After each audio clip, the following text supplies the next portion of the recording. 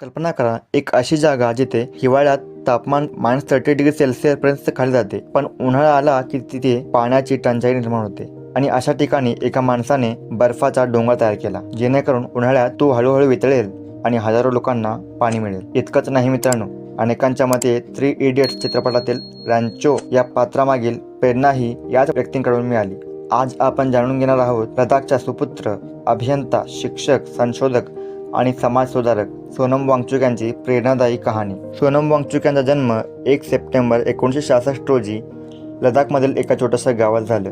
लहानपणी त्यांच्या गावात एकही शाळा नव्हती, त्यामुळे सुरुवातीला त्यांनी शिक्षण त्यांच्या आईंकडूनच घेतलं. जेव्हा ते शाळेत गेले तेव्हा एक मोठी अडचण समोर आली. ते होतं भाषेचं. घरी ते लडाखी भाषा बोलत होते, पण शाळेत शिकवलं जायचं उर्दूमध्ये.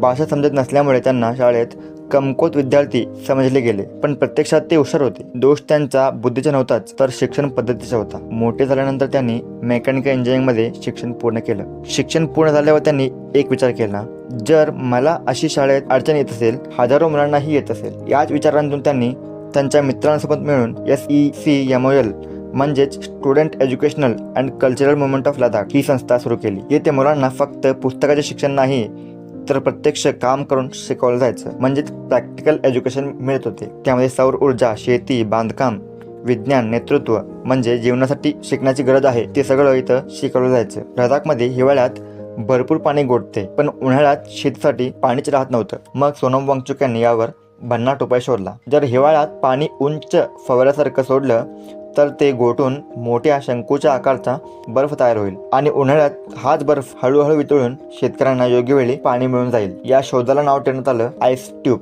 आज जगभरात या कल्पनेचं कौतुक केलं जातं. त्यांच्या या कार्यासाठी त्यांना अनेक आंतरराष्ट्रीय पुरस्कार मिळाले. 2018 मध्ये त्यांना आशियातील प्रतिष्ठेचं रामोन मागसायसाय अवॉर्ड देण्यात आलं. हा पुरस्कार समाजासाठी असामान्य योगदान देणाऱ्या व्यक्तींना दिला जातो. लोकांमध्ये अशी चर्चा आहे की 3 इडियट्स मधील रॅन्चो या पात्राला प्रेरणा सोनम वांगचुक यांच्या आयुष्यातील काही गोष्टींमधूनच मिळाली असावी. मात्र चित्रपटातील कथा त्यांच्या जीवनावर आधारित नाही, तरीही शिक्षणाबद्दलचा दृष्टिकोन आणि नवकल्पना यामध्ये साम्य दिसून येते. सोनम वांगचुक यांनी सिद्ध करून दाखवलं की मोठा बदल घडवण्यासाठी मोठ्या शहरात जन्माला येणं गरजेचं नसते, तर गरज असते ती वेगळा विचार करण्याची. पण आज याच सोनम वांगचुक यांना पुन्हा एकदा संघर्ष करावा लागतो आहे लडाखच्या पर्यावरण, संस्कृती आणि स्थानिक लोकांचा हक्क जपण्यासाठी. या मागण्यांसाठी त्यांनी शांततापूर्व आंदोलन आणि उपोषणाचा मार्ग स्वीकारला. यातून एक गोष्ट स्पष्ट दिसते मित्रांनो, खरा हिरो तोच असतो जो फक्त समस्या सोडत नाही, तर गरज पडल्यास आपल्या लोकांसाठी उभाही राहतो. आशा करूया की लडाखसाठी योग्य तो मार्ग निघेल आणि तिथे लोकांचा आणि तसेच पर्यावरणाचं हित जपलं जाईल. जगात प्रत्येक गोष्टीमागे एक कथा दडलेली असते आणि त्या कथा तुमच्यापर्यंत पोहोचवणं हेच माझं काम आहे. तर भेटूया पुन्हा पुढच्या एका प्रेरणादायी कथेसोबत. तोपर्यंत धन्यवाद.